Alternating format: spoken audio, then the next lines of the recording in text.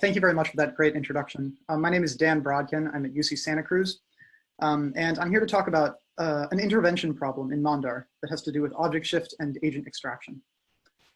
So we know of Western Malayo-Polynesian languages that they generally require specific objects to shift. So pronouns and proper names, for instance, have to undergo some step of movement, which we don't really see in the surface word order, but which triggers distinct morphology on the verb. So in 1a, in a Tagalog example, like the pickpocket slapped me, a specific object like me undergoes a step of movement to the edge of the lower phase, the voice P, and triggers the appearance of, or conditions the appearance of patient voice morphology on the verb, so in. The point is that specific objects shift, and this requires a special type of verbal morphology. Okay, so in Mandar, which is a language from South Sulawesi, spoken in Indonesia, we see a similar pattern. In 2a and b, we see that when we have a proper name, like Sida here, a verb has to surface in patient voice, which is in this language expressed as a bare stem with an ergative prefix. So in a clause like I propose to Sida, the name undergoes this step of movement to the edge of the lower phase, and we get patient voice morphology on the verb. So utumai ititi. And agent voice morphology is not possible in this context. So just like Tagalog, a specific object undergoes shift, and that is somehow incompatible with agent voice morphology. Nevertheless, this restriction goes away in contexts where the agent extracts. So in 2c, we can see that all of a sudden it's okay to have a proper name as an object when the agent of the clause undergoes extraction in an agent voice clause. So iko matumai ititi is totally fine. And this is sort of puzzling on the classical approach to extraction restrictions in Austronesian. So we know that only the highest argument can extract generally, and this has been formalized by Aldridge 2004 on this intervention-based model where extraction involves a probe on C relativized to D, which can only target the highest DP in the clause. And so we have this prediction spelled out here. If object shift occurs, if the object moves to the edge of the lower phase, the agent should be non-highest and should be unable to extract. And this is schematized in 4. Here in 4, so 3 shows a regular patient voice clause with patient extraction, and 4 shows an agent a clause where the object shifts to the highest specifier of the voice P. C tries to extract the agent, which is not highest, and this should fail.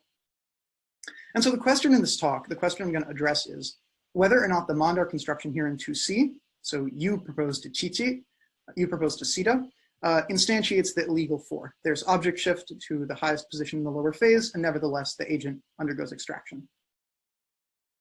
And I'm going to argue that object shift does occur in these constructions, but to a position that is structurally beneath the agent. So in other words, there is object shift, but there's no intervention problem because the agent remains the highest argument in the clause. And I'm going to propose that this configuration involves a voice head that's not regular agent voice, or patient voice for that matter. And it's a voice head which also forces agent extraction. And so what this will help us do is save the intervention approach, explain the Mandar pattern, and capture sort of similar structures across both South Sulawesi and elsewhere in Austronesian. So to briefly outline the talk, I'm going to lay out just some basics about Mandar in the first section, talk about object shift and agent voice and patient voice. Then I'm going to introduce this phenomenon, which I have named MOUSE. MOUSE is an acronym for Movement of Objects Under Subject Extraction, and the head which triggers this, which forces agent extraction, and this low object shift, which I will just be calling voice MOUSE, agnostic to further details. And then I'm going to lay out how this captures, how the analysis proposed here captures similar patterns, which are more surface problematic, both elsewhere in Sulawesi and in Austronesian. And all of the Mandar data here is going to come from primary fieldwork or Indonesian language documentary resources. Okay. So in Mandar, the agent voice is really an anti-passive. This is maybe typical in Sulawesi. So the language shows an Indonesian style voice system. There's an agent voice, patient voice distinction. There's no more undergoer voices. Transitive agent voice verbs take a prefix mang, and patient voice verbs are of course bare stems that take ergative prefixes. We've seen that before. So mang, the transitive agent voice morpheme, is complex. There's an agent voice infix which I assume instantiates a voice head, voice agent voice, and an anti-passive prefix pang, which case licenses the object and forces low scope. And I assume this morpheme is lower. Maybe it's a little v, maybe it's in a dedicated object licensing projection. And we can see the functions of these morphemes in 5. So I'm still eating, intransitively, is tata umande. We just have the agent voice infix. If you want an object in the sentence, you need mang. So you need to say tata umande bao, I'm still eating fish. So the itself is just an agent voice marker, and pang is the thing that is licensing the object. And in 5C, we see that the agent voice prefix mang forces low scope on a bare nominal object. And following sort of from what we'd expect from other Austronesian languages, agent voice bans object shift. So object shift does not occur in the presence of this mang prefix. So specific objects undergo shift. That's what we see in 7. So did he really kiss you requires an object. When there's an object pronoun, you need to use patient voice. And you cannot use agent voice. That's what 8 shows. This is just like Tagalog. A specific object forces patient voice because it has to shift. And we can sort of understand this more formally by saying the voice head, which is spelled out as lacks an EPP feature and does not allow shift. And as a result, agent voice objects are trapped within the lower phase. Now, this has several consequences. So the first one is there's just this anti-specificity requirement, no pronouns or proper names as objects of agent voice verbs. And agreement gives us another diagnostic. So Mandar has an agreement system. There are second position agreement clitics, which index the structurally highest argument, the agent voice agent in 9A, and the patient voice patient in 9B. So in 9B, we can see itda mupesangi, you don't care for me. But we have this clitic at AQ, which is indexing the highest argument in this clause, which is the patient, the object. And these agreement clitics never target the agent voice object. So they target the agent voice agent in 9A, and in 9C, you cannot construct a sentence like I'm looking for a cat in the agent voice and have agreement target the object. So no agreement with agent voice objects. And floated quantifiers show the same distribution or show the same sort of pattern. So there's a second position element nasang, all, which only associates with the subject, the highest argument. And so in the patient voice clause in 10A, nasang has to associate with the patient. In 10B, it has to associate with the agent, and it cannot associate with the agent voice object. So matindro nasang iposao balao can only mean in 10B, my cats are all chasing mice, and it cannot mean my cat chases all mice with all linked to the mouse. Okay. Nevertheless, we have a problem, which is that all of these restrictions go away when the agent extracts. So when the agent voice object can be specific, and it can be pronominal, and it can trigger agreement, subject agreement, and it can associate with quantifiers, these second position quantifiers. So in 11A, we see no way, Sita kissed you. We have ichichi matino o io, a pronominal object to an agent voice verb, and then there's subject agreement following the verb, targeting the object. This is normally impossible. And in the same vein, in 11B, the quantifier nasang is associating with friend, the agent voice object, rather than the extracted agent argument. So it looks like agent voice objects can do something funny. They can undergo some sort of object shift in these constructions that does not block agent extraction. And there are 3 reasons why we might think there's real object shift here. One is just a mapping hypothesis argument. If pronouns are specific and specific things have to shift, and pronouns are okay here, then shift has to be possible.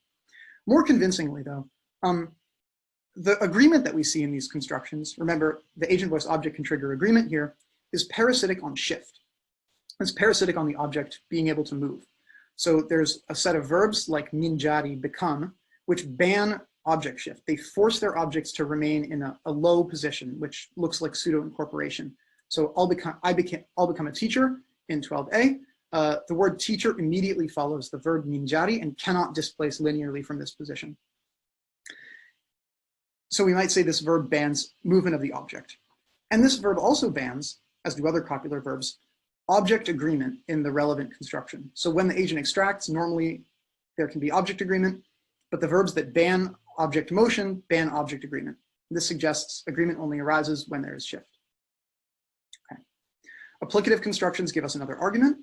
So there's an applicative morpheme ang, which cannot occur with regular agent voice morphology, as elsewhere in Western Malayo-Polynesian.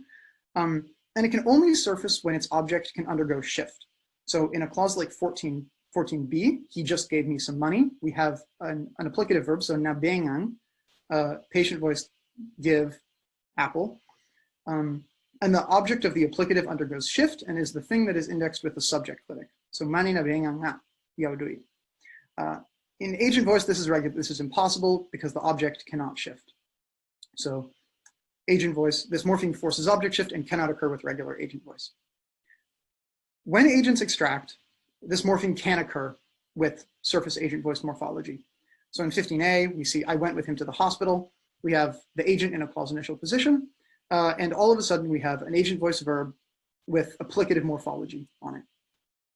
Applicative morphology, which is only okay when the argument that it introduces undergoes shift. So this suggests a schematization like something in 15c. The agent here has extracted, there's no arrow, but it's extracted. And the argument that's introduced by the applicative head has undergone some sort of shift. Okay. So the concrete proposal here is that these constructions where the agent extracts and the object triggers agreement, associates with floating quantifiers, and shows no specificity restrictions involve object shift, and more properly, mouse, which is movement of objects under subject extraction. And I'm going to argue that this involves a distinct head, a distinct voice head that is not regular agent voice. We might suspect this already because the regular agent voice does not allow object shift and also does not force agents to extract. But there's also morphological evidence to suspect that the morpheme involved in these constructions is not regular agent voice. So elsewhere in South Sulawesi, there are languages which morphologically distinguish the regular agent voice from the morpheme under question. In the Makassar subgroup in coastal Konjo, for instance, the regular agent voice morpheme triggers nasal suppletion. So we can see the verb eat in 16a. Apa nakandre di eletna, what does he eat in the mornings? The root is kandre. And in the agent voice, this surfaces as angandre. So the agent voice prefix forces nasal suppletion of the onset consonant of the root.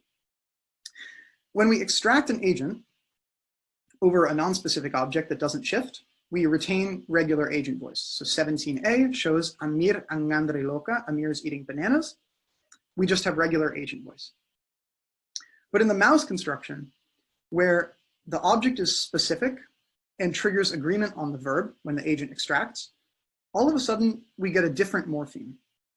So regular agent voice triggers suppletion, but in this construction, we see no nasal suppletion. So Ali angkandre ila menjahata.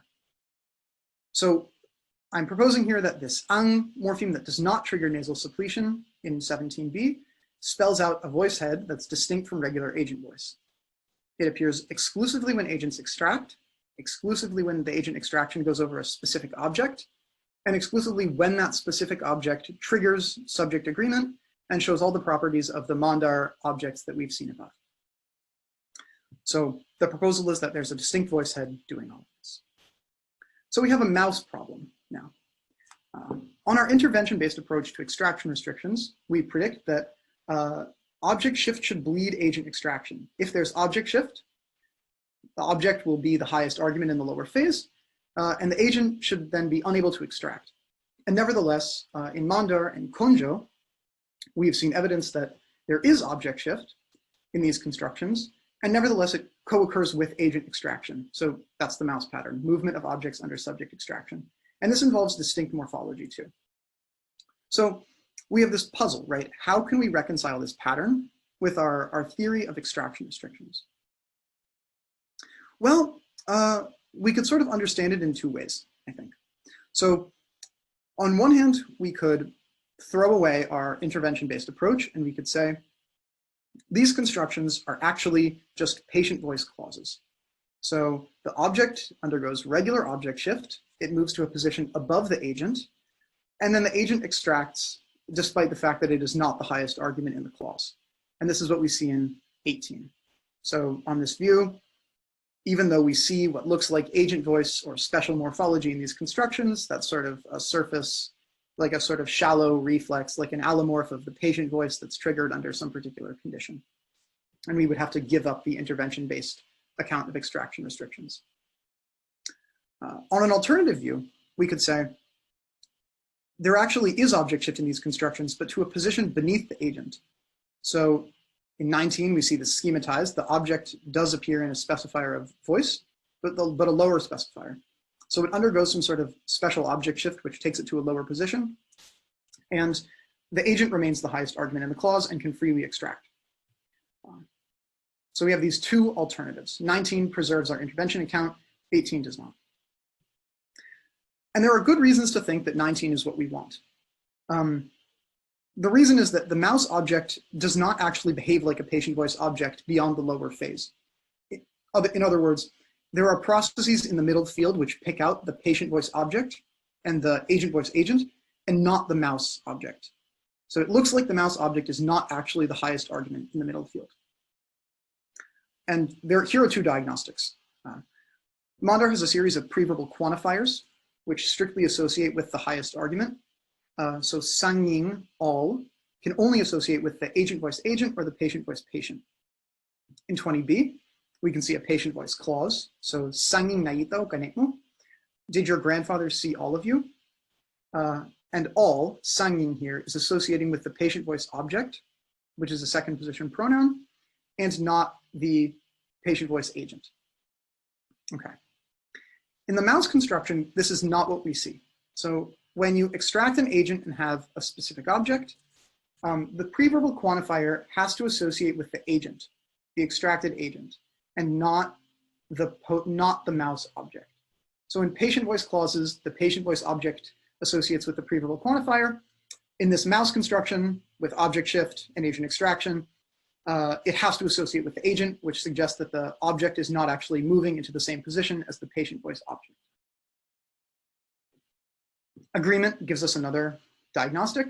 So regular subject agreement, the normal subject agreement that we get is surfaces in second position. So in 22a and 22b, we see that there's this agreement clitic, which follows the highest auxiliary. So I don't want to go up and sing. The clitic has to be high. And that sort of falls out on an analysis where it sits in fin and is subject to sort of various post-syntactic linearization constraints.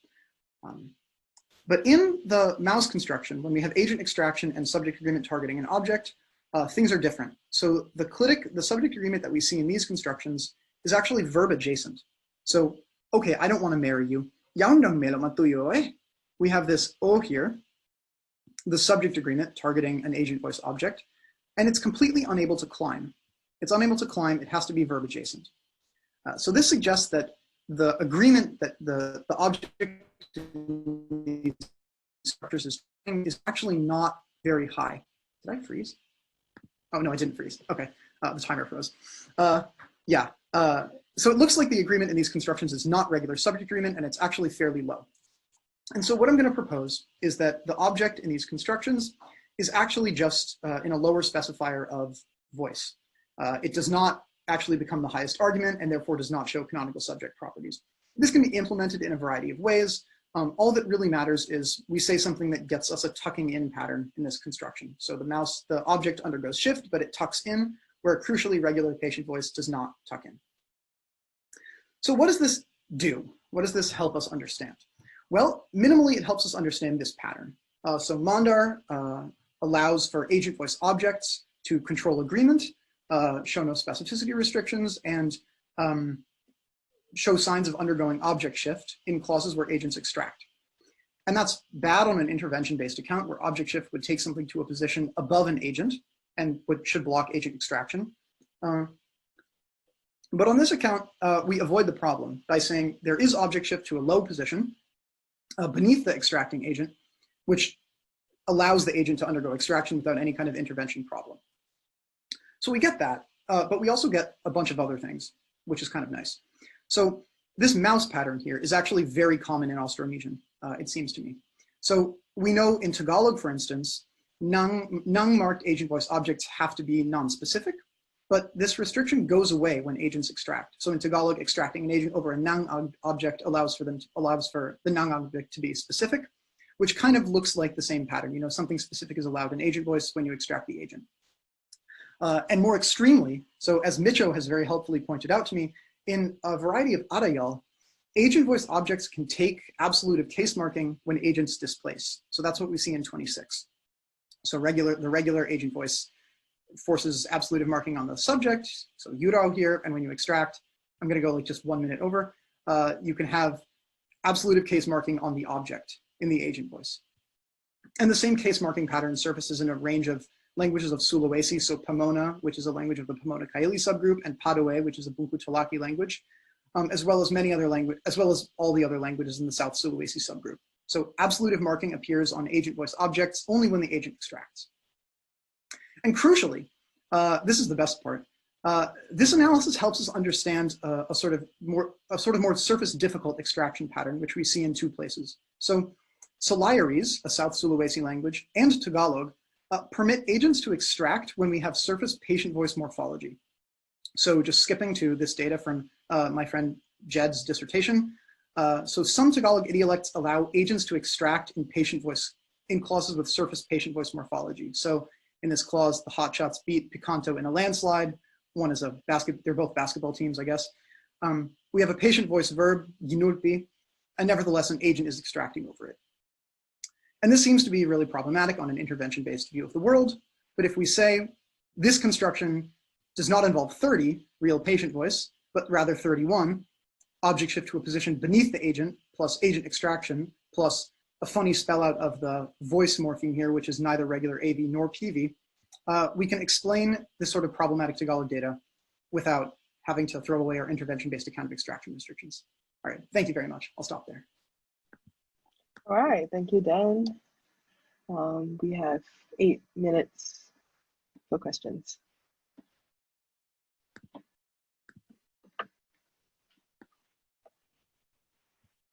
All right, Hermison has a question. Hi, Dan. Thanks for this. This is very interesting. I'm wondering if at least in Tagalog, these kinds of mouse patterns actually also occur in other kinds of contexts where there is no extraction. But crucially, it looks like these are environments where there's no voice. So for example, I'm not sure how they would behave in regards to all the tests that you give, but at the very least, you can get, so like, for example, proper name objects in things like gerunds or the recent perfective voice. And these are all environments where there's no pivot, there's no nominative dependent. And I'm wondering, if you've noticed data like that, and if so, or what you think of data like that and how it might fit into your analysis. Thanks for the question. That's really great. I guess I would say two things. So one, I imagine that the specificity restrictions, so the anti-specificity requirements and all of that, arise from the actual agent voice morpheme, right? Which does not occur in the recent past, right? And so that actually might explain that. If there's no restrictions on the object in the recent past, it's because there's no But with regard to mouse patterns outside of extraction contexts, they do exist, actually. So to just like, there's actually a whole appendix about this, which I'm just going to go to. You might think that this mouse construction specifically involves extraction. I mean, that's sort of what I said it did. But there's evidence that mouse patterns can sort of arise when agents displace without extracting. So for instance, in Toraja, which is a language of South Sulawesi, you can see object agreement. Agent voice clauses permit object agreement when the actual agent moves to second position. So if the agent is pronominal and moves into second position, all of a sudden the object can undergo object shift on an agent voice verb. And this is like a really deep puzzle. I have no deeper explanation, but it's extremely interesting, and the prospects for mouse patterns beyond outside of extraction context is something that is actively stated on this handout to be something that I will look into. So thank you for the question. Thank you. Copa has a question. Yeah, this is just a small question. I was just wondering if you had thought about an alternative where the object shift actually happens countercyclically, like after the agent extracts, like kind of like the Holmberg, Horsdaltier type of analysis for Icelandic, I guess, because then you don't have to necessarily posit another voice. Yeah, yeah. It's possible something like that could work. It's also possible you could derive the entire pattern with cyclic linearization. Like you could say this is regular agent voice. The agent is linearized before the object. The object can only move if the agent moves again, right? You could do that, and that would be very nice actually for the cases where you get the mouse pattern without extraction. The funny thing is that there is overt morphology that distinguishes the mouse construction from regular agent voice in the South Sulawesi languages. So if we scroll back up to 17, so there are 5 Makassar languages in South Sulawesi, and all of them show a distinction between regular agent voice, that's in 17a, and the morpheme that we get when you have agent extraction over a specific object. So, right, so we have the pattern and we have a distinct morphological reflex that occupies the slot of a voice morpheme. And so this might be an argument that we want to encode this via a distinct voice head. Mayan languages also show the same split and they also show a distinct morpheme, but yeah, I'm receptive to this idea. If you have more to say, like, yeah, definitely. Yeah, well, I mean, I guess one of the reasons I thought about it was I wasn't sure how distinct the morphemes are in your 17A and B. I mean, I guess because it's a difference in nasal suppletion, which, I mean, I don't necessarily know of a different analysis. I mean, maybe you can tell me that the prefixes also sometimes look different, but I guess I don't, like, maybe something intervenes in that allomorphy relation. Like, I imagine, I mean, it'd be weird, I suppose, for a shifted object to disrupt that kind of allomorphy, but I wasn't sure how clear it was that this is a distinct morpheme.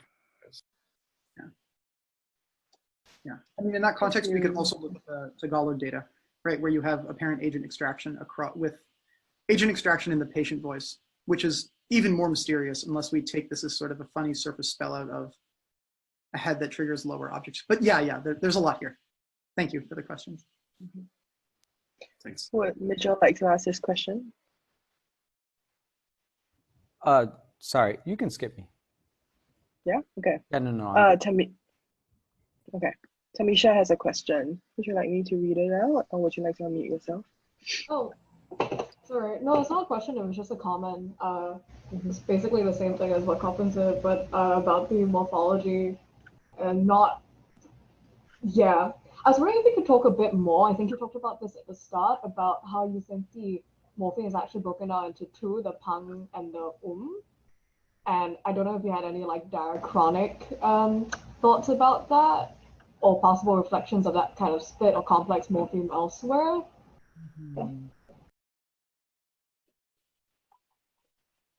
Yes, absolutely. Thank you for the question. So what pang is, so Dan Kaufman has an analysis of pang in South Sulawesi. This is Kaufman 2012 as an anti-passive morpheme. So historically, this is a distributive. You can think about it as involving a verbalizer pa plus nga, which was historically an infix that's still used to pluralize in, I guess, a range of Formosan languages. I'm really not the best person to talk about this, but pang is something historically like a distributive or a marker of like, I don't know, repetitive action that just becomes an anti-passive in Sulawesi. In Bungku Talaki, for instance, which is another subgroup on the island, the cognate pong is just an anti-passive on David Mead's analysis. Yeah, I hope that helps. I hope that gives some context. Okay, Yining has a question, if it's a short one. Yeah, thanks, Dan. So I'm wondering if you've entertained the possibility of the object moving below voice, and this would possibly help you account for mouse effects without extraction, and also maybe that could give you the blocking effect on the nasal assimilation. Thanks. Yeah. Thanks for the question. Why would you not want to say that? Well, it seems like the relevant agreement that we see, the object agreement, is tied to voice. That might be a reason to think that. That might be a reason to think that the object is interacting with the voice head itself. But I guess it could always just, this object could move into like a speck of little v, and then voice could probe down and agree with it there. So maybe that's less problematic than one would think. Yeah, I'll really have to think more about that. I mean, what's funny about this construction is that it forces the agent to move, and it's unclear how to tie that into an analysis that allows for the object shift to occur, especially if the position where the agent is introduced and the position where the object winds up are not somehow linked to the same head. But thank you. Yeah, that's a really good point. It's worth pursuing. So I'll look into There that. could be some like contextual, because the heads are really close together. If you allow any contextual effects between two immediately C commanding heads, then perhaps you could get some kind of effect between them. Thanks so much. Yeah, that's a good idea.